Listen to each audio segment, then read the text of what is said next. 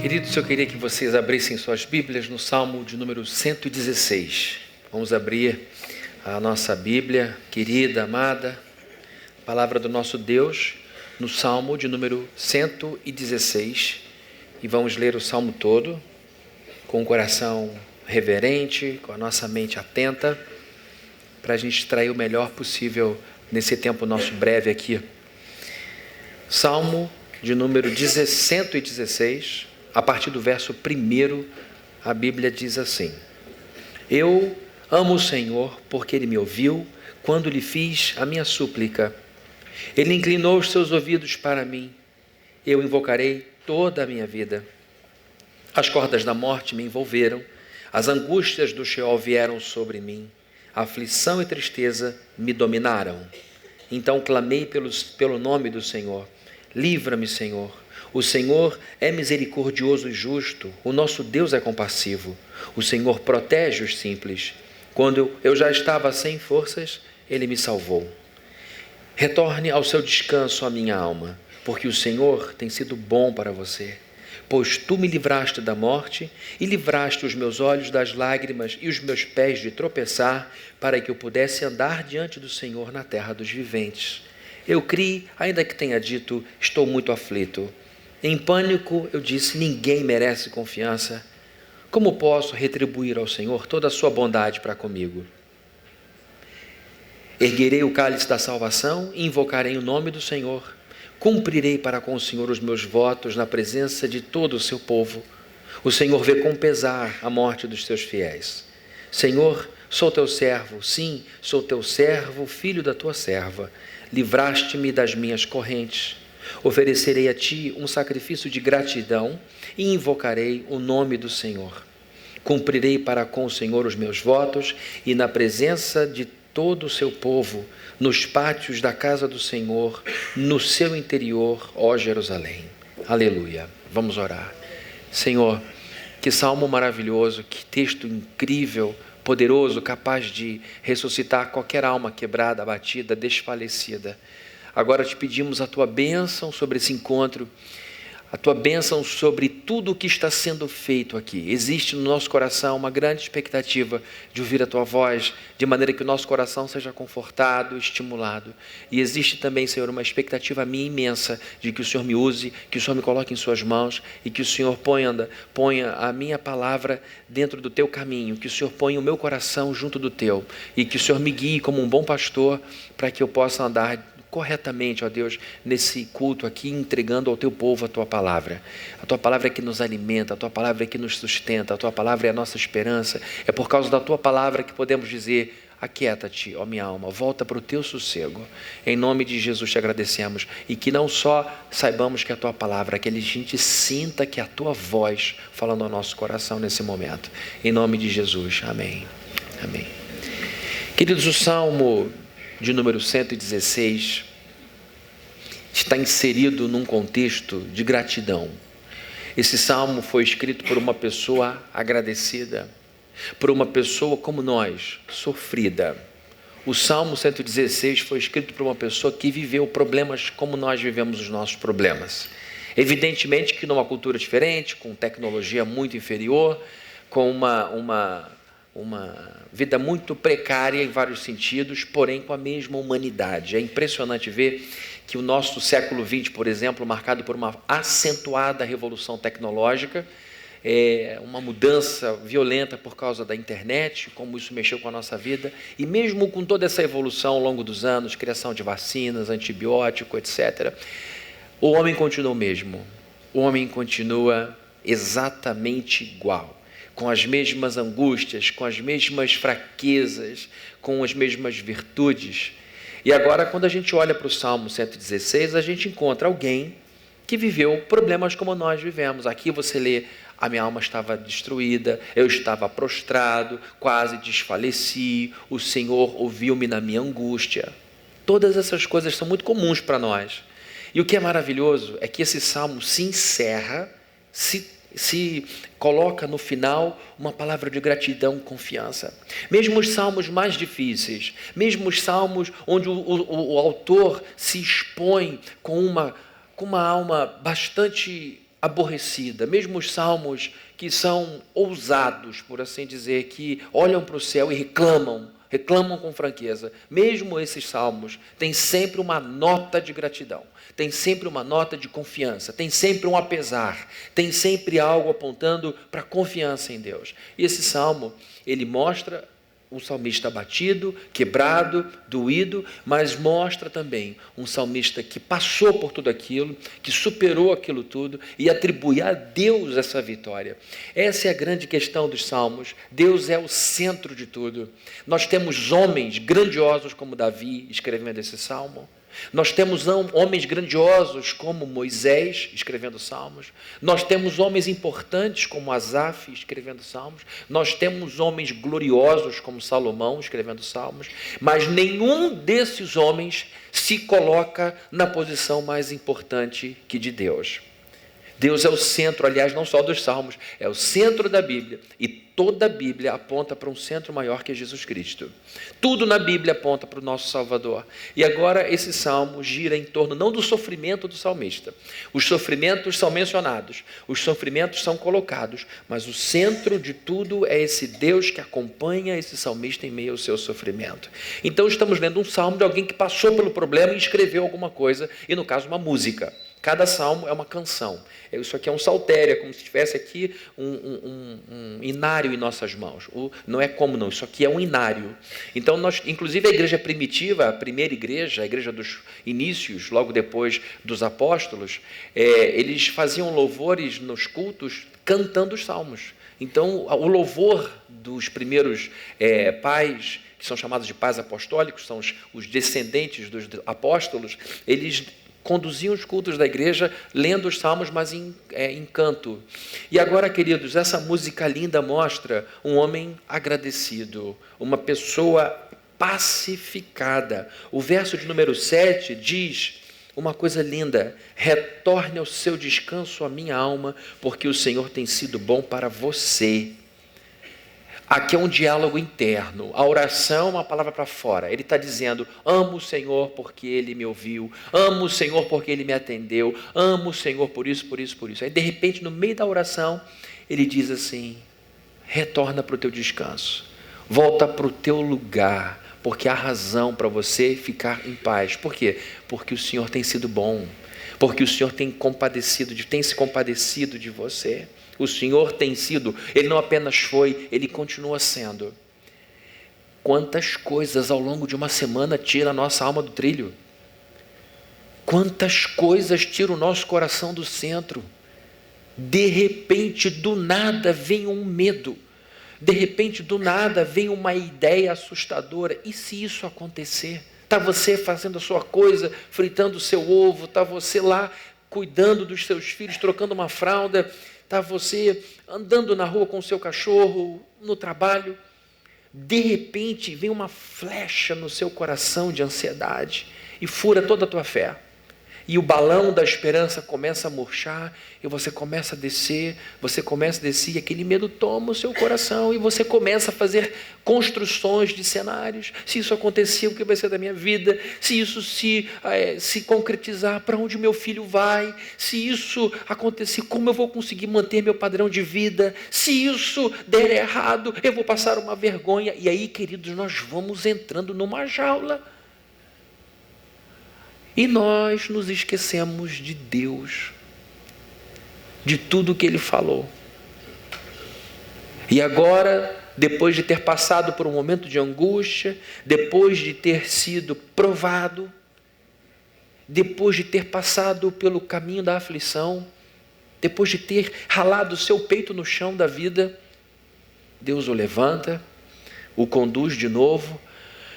E agora, aliviado, Ele diz: retorna para o teu lugar, retorna para o lugar certo. Queridos, nós não fomos feitos para a aflição, tá bom?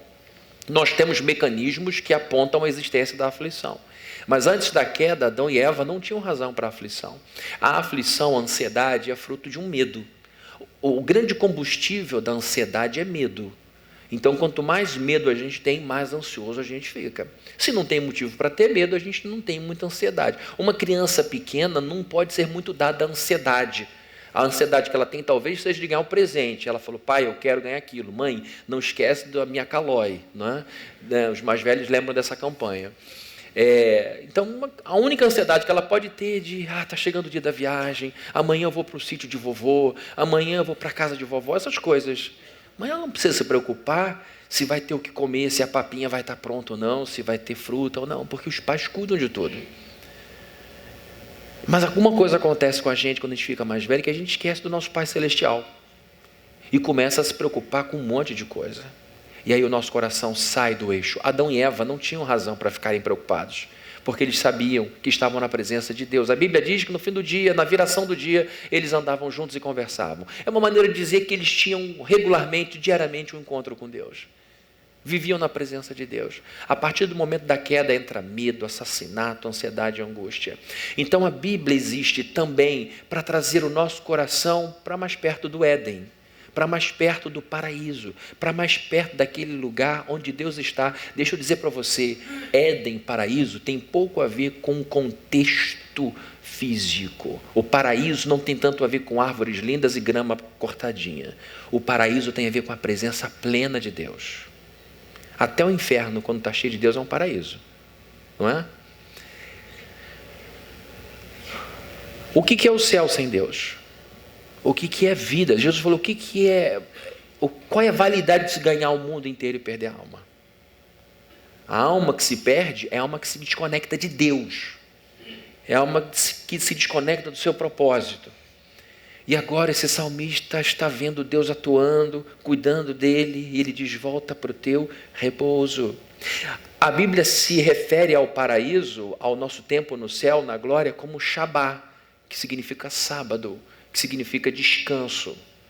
Então ele está dizendo o seguinte, volta para o teu Shabá, volta para o teu descanso, volta para o teu repouso. É ali que o crente deve viver. Mas a gente é de carne e osso, a gente não consegue viver no sábado o tempo inteiro. A gente está sempre na segunda-feira, desesperado, começando mais uma semana.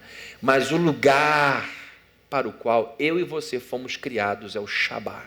Por quê? Porque Deus deixa a gente na moleza, na sombra, água fresca, não. Porque Ele é presente. E lá, queridos, nós vamos perceber claramente a presença dEle. E isso vai trazer paz plena ao nosso coração. Nunca mais seremos assaltados por uma angústia. Nunca mais. Parece que eu estou terminando o sermão, né? Nunca mais nós teremos um pingo de preocupação. Porque nós sabemos, como crianças sabem, que o nosso Pai cuidará de nós. Quando Jesus diz assim, olha, se vocês não aceitarem o reino de Deus como esses pequeninos, vocês não vão entrar. Não é de ingenuidade que ele está falando. Ele está falando daquela capacidade que a criança tem de confiar em outra criança. Esse é o perigo. Uma criança de 4 confia na outra de 4, como se confia no pai. Se uma criança de 6 disser, vamos pular dessa janela e vamos voar com uma fralda no pescoço, foi a experiência do meu primo André. Ele falou, vamos voar? Eu falei, vamos. Ele foi, caiu, começou a chorar, eu não fui atrás. Eu fiquei parado onde estava. E Jesus falou, assim como uma criança acolhe, assim como uma criança confia, vocês têm que acolher e confiar no que eu estou dizendo, no Pai de vocês. Só que o mundo é mestre em roubar isso do nosso coração e colocar a gente no modo desespero. No modo desespero. E aí a gente começa a trabalhar para ter tanto dinheiro, começa a trabalhar para ter tanto de fama, para ter todos os cursos, para ter tudo aquilo, porque senão a nossa vida não vai ser plena. E aí Deus fica só dizendo, e eu? E eu? É muito esquisito a gente dizer que vai ter paz quando tiver X no banco, vai ter paz quando tiver chegado a tal título, a gente ter paz quando tiver com a casa tal, a gente ter paz, porque na verdade Deus nunca é a fonte de toda a paz. Ele já está ali, Ele já prometeu que vai cuidar do nosso futuro.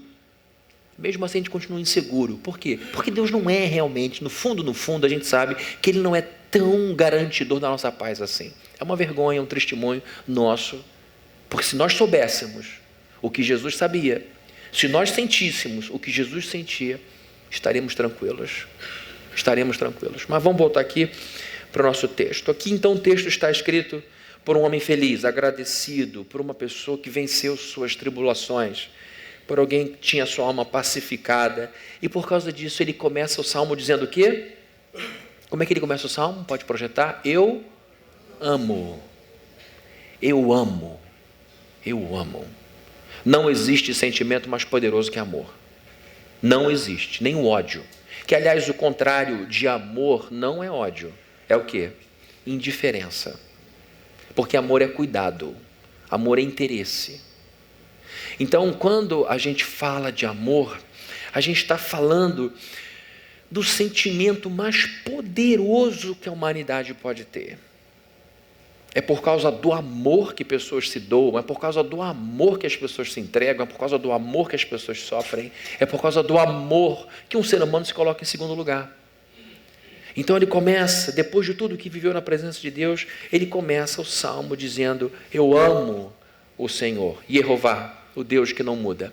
E aí uma pergunta que eu quero responder agora é essa: por que esse salmista amava a Deus? Primeiro, esse salmista amava a Deus porque ele sabia que esse Deus era atencioso. Era um Deus atencioso.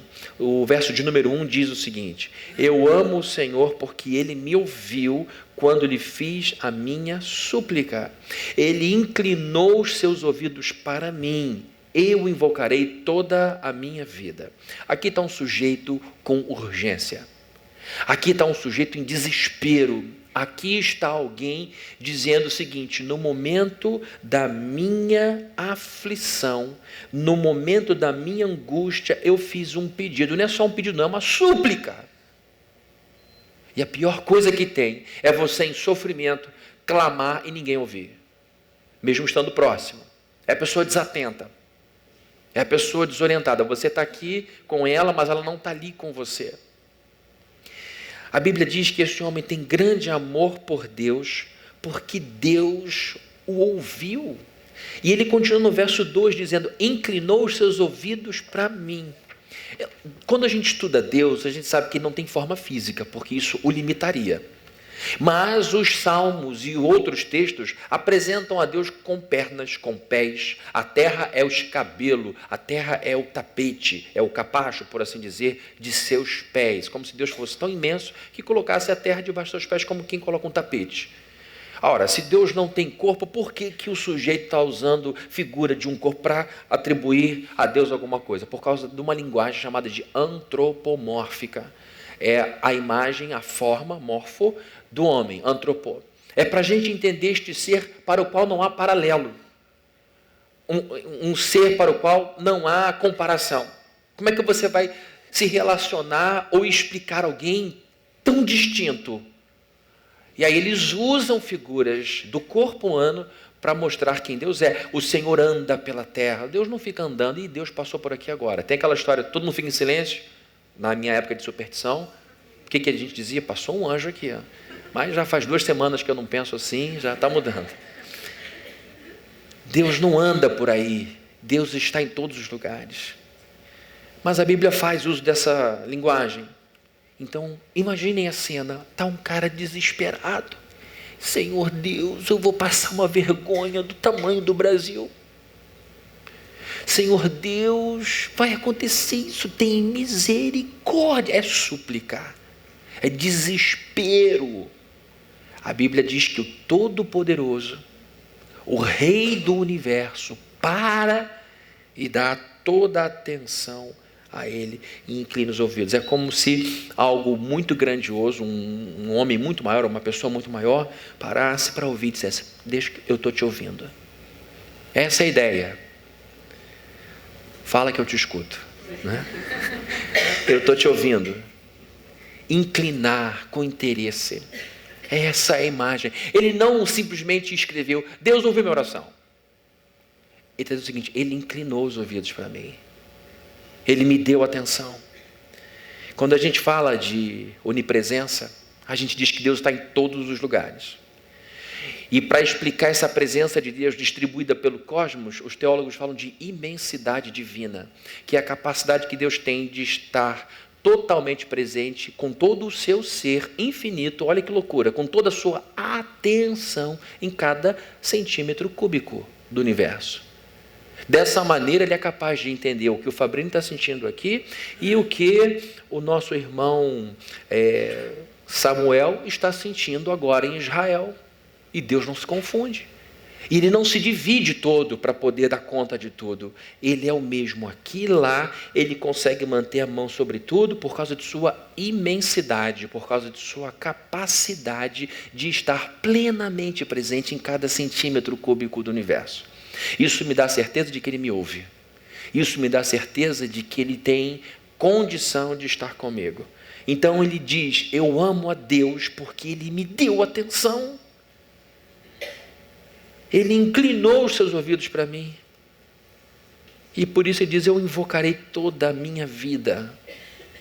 Olha que ele fala de um problema pontual e diz, porque ele fez aquilo ali, para o resto da vida eu vou invocá-lo. Eu vou chamá-lo para dentro de mim. Invocar é trazer a voz para dentro. Eu vou trazer ele para mim, eu vou chamar ele para dentro da minha alma. Essa é a ideia, ele quer engolir Deus, ele quer sentir Deus dentro dele. Até porque o Espírito de Deus para o judeu era o sopro de Deus, o hálito de Deus. Então ele está celebrando aqui um dos atributos de Deus, que é a sua onipresença e também a sua onisciência. Ele ouviu, ele está atento. Eu já mencionei esse teólogo e isso que eu vou dizer, já falei antes, algumas vezes vou falar de novo porque me marcou. Os reformados, os calvinistas, celebram muito a vida de um teólogo do século XVIII chamado Jonathan Edwards, um americano, que escreveu A Religião dos Afetos, ou Afetos Religiosos, que é um clássico da literatura cristã, mostrando de onde começa a devoção a Deus e por onde ela passa, nos afetos, etc. É um homem que falou muito sobre o pecado e que marcou a história da igreja cristã.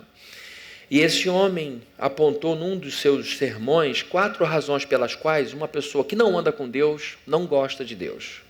Ele então enumera as 4 razões pelas quais uma pessoa que não tem aliança com Deus, que a gente celebrou hoje na ceia, por que essa pessoa não gosta de Deus? Primeiro, essa pessoa não gosta de Deus porque ele é onipresente. Essa pessoa não consegue se esconder de Deus. E olha, eu vou dizer uma coisa, tudo que um sujeito que está fazendo besteira, uma mulher que está fazendo besteira, não quer encontrar com um pastor, com um padre, alguém no meio do caminho. Alguém que exale virtude, ética, não precisa nem ser religioso. Tudo que uma pessoa desonesta não gosta é de ter um cara super ético do seu lado, mesmo que calado.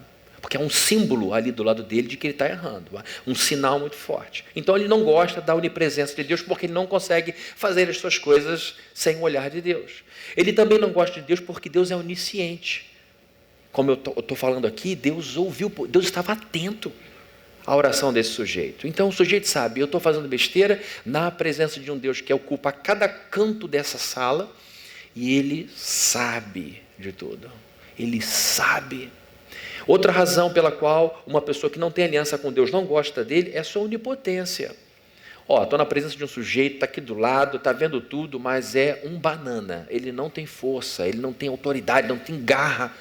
Ele não tem condição de me abater. Não, eu estou diante de um leão que está aqui comigo vendo eu fazer besteira, que sabe o que eu estou fazendo e é todo poderoso.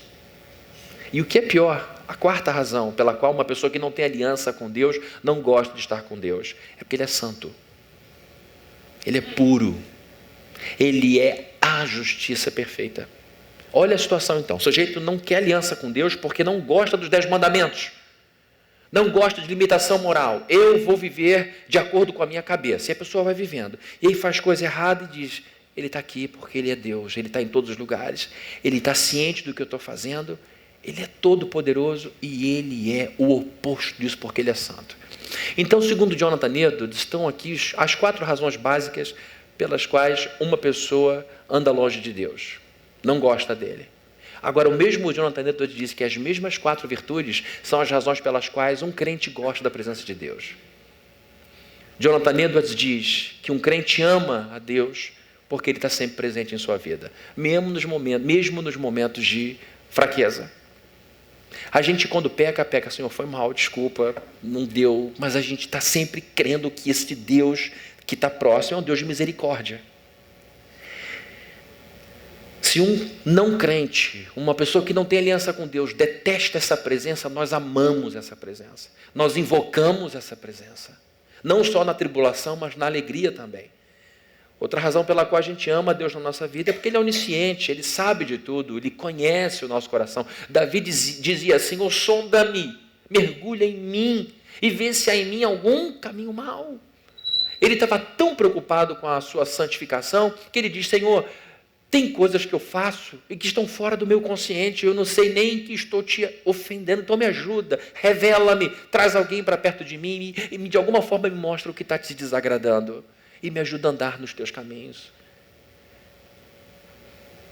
Então a gente gosta de estar com Deus porque Ele está presente, porque Ele está ciente, porque Ele é todo poderoso. Na fraqueza, errei, Senhor, eu te disse, hoje foi dia de ceia, eu não consigo me manter na tua presença, me ajuda, o Senhor tem poder que eu não tenho, na minha fraqueza mostra a tua força. Quando a gente está sofrendo na mão de alguém, a gente apela para a onipotência de Deus e diz: Senhor, ajuda-me, mostra-me o caminho, o Senhor é poderoso para me fazer sair dessa armadilha. E a gente também ama Deus porque Ele é santo. Então, vejam só, as razões pelas quais muita gente não quer estar aqui dentro são as mesmas razões pelas quais a gente ama estar aqui dentro. As razões pelas quais muita gente não quer ler esse livro, porque vai encontrar esse Deus, são as razões pelas quais a gente ama esse livro, o mesmo Deus. E agora esse homem está olhando para Deus e está dizendo: muito obrigado, porque o Senhor ouviu a minha súplica, ouviu porque estava do lado, ouviu porque é atento e ajudou porque é onipotente. E fez o que fez porque tinha uma promessa com o seu povo feita com Abraão, lá atrás, Abraão, dizendo que Deus sustentaria o seu povo por todas as gerações. Mesmo agora, mesmo Israel tendo rejeitado Jesus Cristo como seu Messias, quem vai a Israel sabe que os guias turísticos afirmam o tempo inteiro que eles ainda estão esperando o Messias. Mesmo assim, Deus protege aquele povo, porque Deus tem uma promessa eterna para aquele povo. Por isso que temos que continuar orando pela paz em Jerusalém. Há uma bênção sobre aquelas pessoas. A Bíblia diz que caem os céus, as montanhas podem se mover, mas a palavra do Senhor continuará permanecendo, e Deus prometeu que salvaria Israel. E agora, queridos, estamos vendo um sujeito agradecido. Vejam só a perplexidade do sujeito. No Salmo de número 8, que vai ser projetado, a Camila vai projetar, por favor, 2 versos do Salmo 8, versos 3 e 4. Quando contemplo os teus céus, obra dos teus dedos. Falar de céus é falar de grandeza, tá? A lua e as estrelas que ali firmaste. A gente aqui em Niterói, no Rio de Janeiro, vê um céu pobre. A gente vê um céu com pouquíssima estrela por causa da luminosidade. Mas se você for para uma fazenda no meio do nada, um deserto, um lugar que não tem luz nenhuma, você verá um céu coalhado de estrela, como um chão que foi jogado ali no chão, farinha de trigo, aquela coisa, aquele pó espalhado. É muita estrela. Então, quando o salmista escreve o Salmo 8 e diz assim: olha, eu estou aqui no meio do nada, não tinha nada aceso, ele olha para o céu e começa a contemplar, e começa a ver que a mão de Deus firmou tudo, como a mão de um pedreiro que vai firmando o azulejo na parede, a mão de um gesseiro que vai fazendo o trabalho no teto, a mão do artista que vai colocando uma obra pendurada ali. Ele diz o seguinte: eu olho para o universo, eu olho para o céu, e toda hora tem uma estrela cadente, ali está a lua, ali estão as estrelas de sempre, e eu digo: meu Deus, grandeza. Grandeza. E ele está contemplando e está pensando na grandeza de Deus, que com suas mãos, como pedreiro, foi colocando tudo no seu lugar. E aí ele continua no verso 4, pergunto, olha a pergunta dele: que é o homem, para que com ele te importes? Ele está olhando para o céu, olhando para tudo, pensando, contemplando, meditando na grandeza de Deus para colocar todas essas estrelas. A mão é grande, né? Mais uma vez antropomorfia.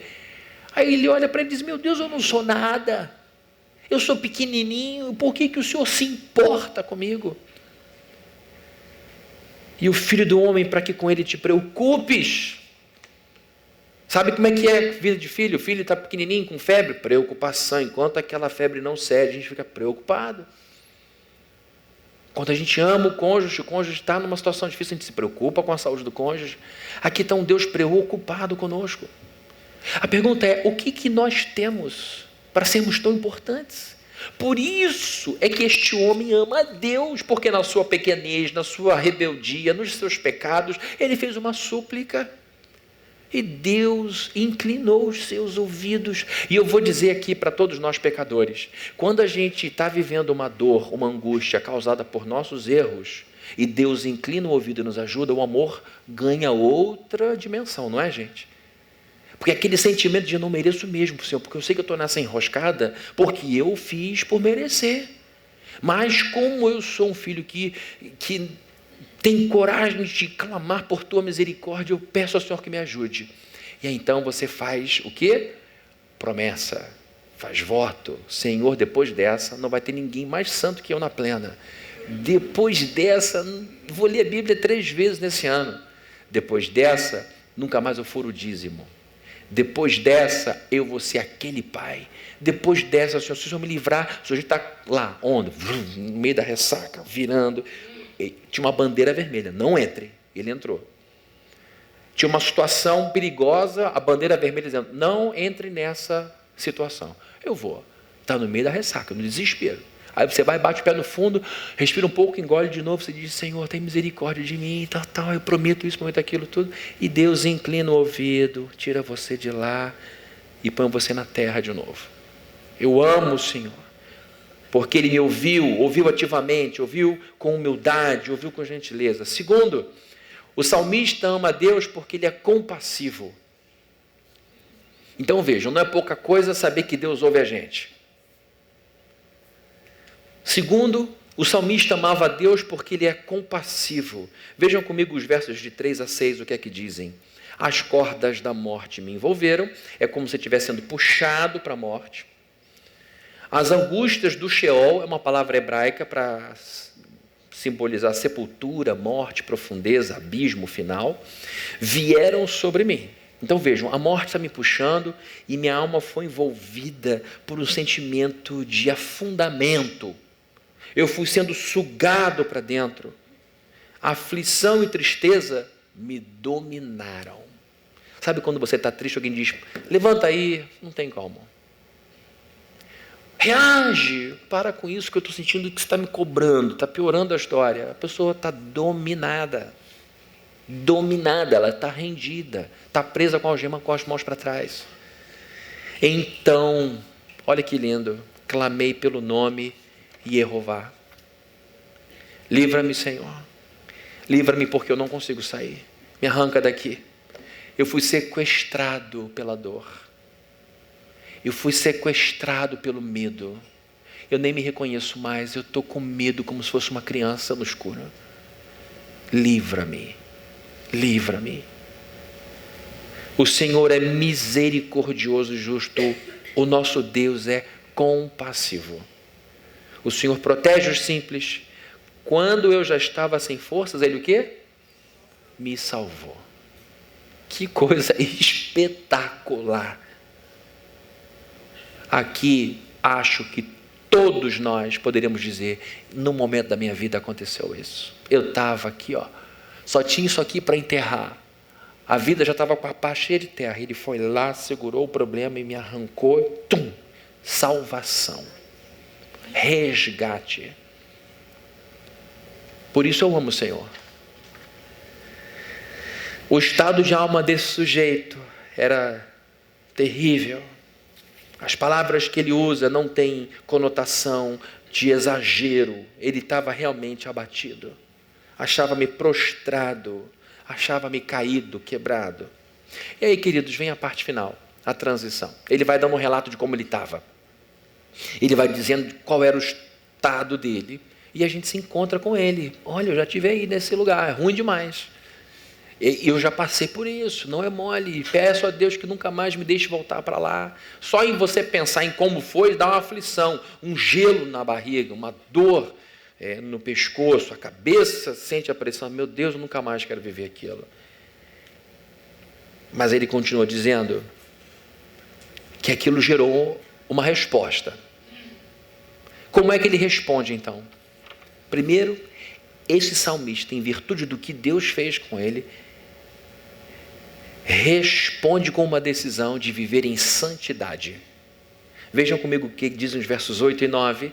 Pois tu me livraste da morte, e livraste os meus olhos das lágrimas e os meus pés de tropeçar. Para o que, queridos? Verso 9.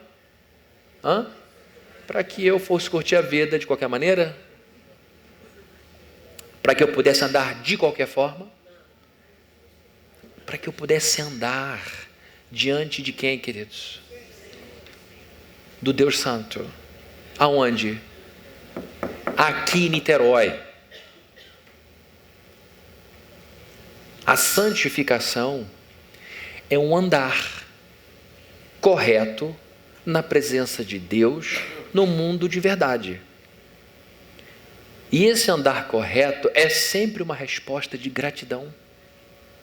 Ele me viu na situação, Fabrini está afundando, já está na cintura. Ele ainda não clamou, subiu até o estômago, agora ele já começou a ficar preocupado. Chegou no peito. Quando chega no peito, ele sabe que não tem mais força. Nos ombros, está no gogó do Fabrini, no queixo, e ele levantou a cabeça para ganhar um fôlego, ele não vai sair. Eu falo, Deus tem misericórdia. Tá bom, vamos sair lá. Tirou, vamos lavar. Eu pequenininho, aí eu falo, Senhor, muito obrigado, tremendo, obrigado por tudo. Agora, Fabrini, vai andar comigo. E ele começa a andar, eu aqui. A resposta de quem foi arrancado desse poço, a resposta de quem foi tirado desse lugar e que está agora com os olhos abertos, ciente de que foi Deus que fez aquilo, qual é? Vou andar diante de Deus na terra dos viventes, em santidade, não tem como dar de outra forma. É muito, muito preocupante ver a quantidade de gente que entra aqui com problema, pede a Deus a solução, resolve, vai embora, continua vendo do mesmo jeito. Achando que tudo vai continuar do mesmo jeito. Não vai. Quando uma pessoa em problema, em crise, clama a Deus, e Deus, mesmo assim, a mantém na crise, na angústia, e a pessoa continua aqui louvando a Deus, crendo que tudo vai cooperar para o seu bem. Senhor, eu queria que o Senhor me livrasse disso, o Senhor não me livrou, então eu continuo confiando na Tua graça. Essa pessoa vai embora com o problema não resolvido, com a fé no coração. Ótimo. Ele confia em Deus, sabe que se não mudou fora, é porque Deus quer mudar dentro. Aí entra uma outra pessoa aqui na igreja, Senhor, me livra desse problema. Tem misericórdia, Deus então livra. E a pessoa vai embora e vive de qualquer maneira. Sabe o que acontece com aquela pessoa primeira? Deus abençoa, mesmo com dor, você continua me amando. Tudo vai cooperar para o teu bem. A pessoa entra na igreja, pede a bênção de Deus, Deus livra da morte, do problema, do que quer que seja, volta a viver do seu jeito, da sua forma, como se Deus não existisse. Ali, a bênção de Deus para uma pessoa que foi favorecida e vive não para a glória dele, o juízo aumenta. Se a graça na vida de um aumenta, o juízo na vida de outro aumenta, porque a resposta está errada. Se uma pessoa continua andando com Deus e está celebrando a vida mesmo a despeito do problema, o outro que deveria ter muito mais razão para santificar, não santifica, para este o juízo aumenta. Então é muito preocupante você pedir a Deus que te ajude, se não houver no teu coração um desejo de viver para a sua glória. Vocês viram como é que ele fala no final? O que darei ao Senhor por todos os seus benefícios? O que Deus pode ganhar de mim? É aquela aflição, você vai dar presente para uma pessoa rica.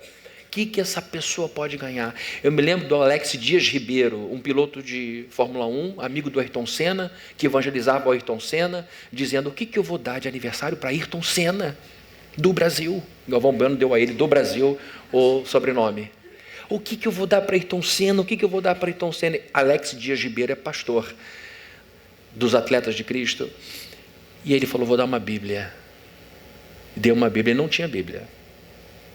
E o Ayrton ouvia o Evangelho, lia a Bíblia sempre que ele ganhou de presente. Aí a pergunta, Deus, o que eu vou dar? Porque eu acho que o Senhor é mais rico que Ayrton Senna. O que eu vou dar para Deus? Aí ele vai respondendo o que ele vai dar para Deus. Em resposta ao que Deus fez, este salmista decide viver em santidade. Você que tem sido abençoada por Deus, você que tem sido abençoado por Deus, qual tem sido a sua resposta? Uma vida que agrada a Ele, porque você está andando ainda na presença dEle. Essa é a resposta que Deus quer de você. Deus me livrou da morte para que eu pudesse andar diante dEle na terra dos viventes. Segunda resposta, o salmista decidiu, em virtude de tudo isso, não só viver em santidade, mas viver com responsabilidade. Uma coisa está ligada à outra. Olha o que diz o verso 14, depois os versos 18 e 19. Verso 14 diz assim: cumprirei para com o Senhor os meus votos, na presença de todo o seu povo. Olhem só que coisa interessante. Está o sujeito sofrendo. Não sei se ele estava sofrendo porque tinha se colocado na situação ou porque a vida o colocou ali. Independente de qualquer coisa, a tribulação fez ele levantar a Deus uma promessa. Senhor, não está errado fazer promessa. O errado é fazer promessa para santo, tá bom? Agora, quando a gente está na situação de angústia, a gente tem sim uma alma aberta para dizer, a partir de agora tudo vai ser diferente. Acontece, não fica rindo não, porque todo mundo já fez essa oração. Todo mundo diz que vai. Eu uma vez capotei de carro e falei, Senhor, se eu sair vivo dessa, eu vou mudar de vida. Estou mudando, estou cumprindo aqui a promessa. Mas foi um acidente que, graças a Deus, eu saí ileso dele. Mas as tribulações fazem a gente clamar a Deus e dizer, Senhor, não é uma troca, mas eu prometo que isso aqui passando, eu vou me tornar uma pessoa melhor. Vou fazer alguém feliz, vou ajudar alguém. A crise bem instalada faz a gente querer sair da gente, menos egoísta e ser mais altruísta. Vou ver para Deus, que é outro, e vou ajudar alguém. E ele diz, cumprirei para com o Senhor os meus votos, na presença de todo o seu povo. Ele fez promessa. E a Bíblia diz que é melhor você não fazer voto do que fazer voto e não cumprir. São promessas feitas na aflição, cumpridas na presença dos crentes. É vida em comunidade. Esse negócio de dizer que você pode viver sem igreja, que isso aqui não é necessário, que você pode ter a sua vida, você pode tentar. Mas a Bíblia diz no Salmo 133, que é? Ó, quão bom e agradável é que os irmãos vivam cada um na sua casa, não é? Diante da sua tela do computador no YouTube, vendo um pastor cheio de revolta, alguém dizendo que a igreja não serve para nada. É isso que a Bíblia diz? Não. Ó, quão bom e agradável é que os irmãos vivam em união. Ali o Senhor ordena a sua bênção. Israel foi feita para viver como uma família. E a igreja também. Tome cuidado com esses lobos solitários que por alguma razão ficaram com muita raiva de igreja e a sua experiência está criando uma doutrina generalizada. Existe uma bênção, lógico, dentro de casa. Jesus falou, entra no teu quarto e ora, você tem que ter a sua vida só com Deus, mas existe uma bênção na coletividade, na família. Inclusive Hebreus diz, não abandonem a congregação como é o hábito de alguns, ainda mais quando o dia se aproxima.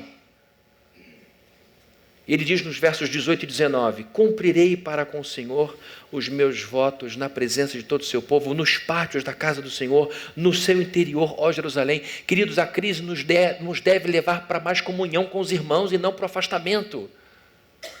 A crise deve nos fazer mergulhar mais na vida com Deus e no povo de Deus. Isto é bênção para todos nós.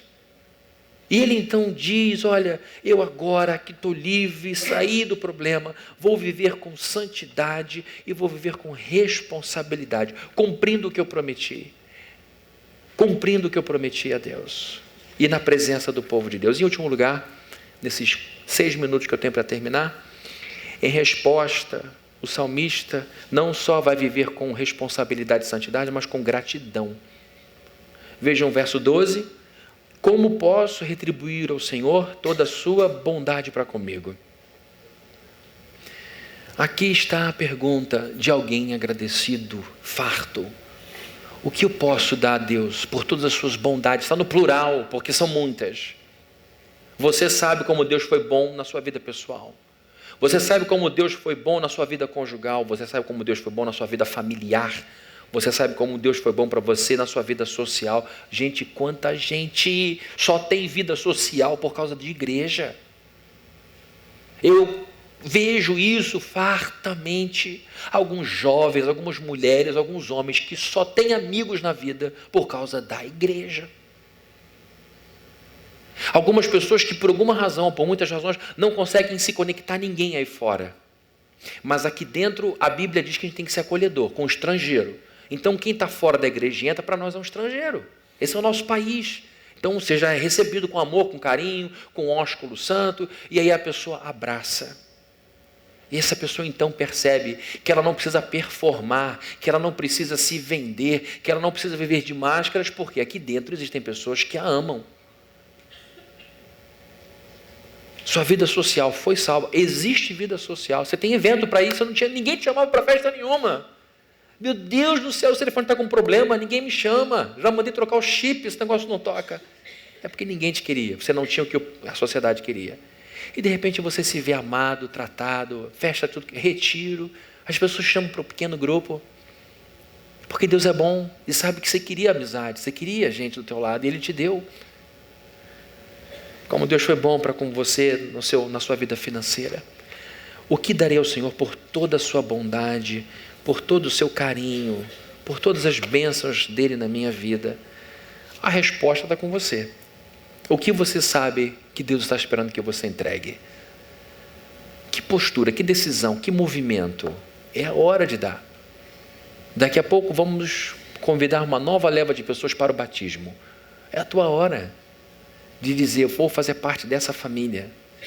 Eu vou abrir meu coração para esse povo. Eu vou abrir a minha casa para um pequeno grupo. Eu vou abrir a minha agenda para sair com esse irmão. Eu vou ousar chamá-lo para um café. Eu vou almoçar com ela. Eu vou dar um passo em direção à comunhão. Eu vou ao retiro dos jovens. Eu vou me envolver com os adolescentes. Eu vou mudar. Porque é isso que Deus espera de mim. E o que é mais lindo, Deus não se enriquece com os nossos presentes. Mas quando a gente dá um presente de coração para Deus, é a gente que enriquece. É a gente que cresce. É a gente que ganha. Então o único interesse de Deus é o nosso benefício. Por isso que a gente pode se entregar completamente aos cuidados dEle. Porque Ele não tem nenhum outro interesse senão o nosso bem. Vamos orar, queridos?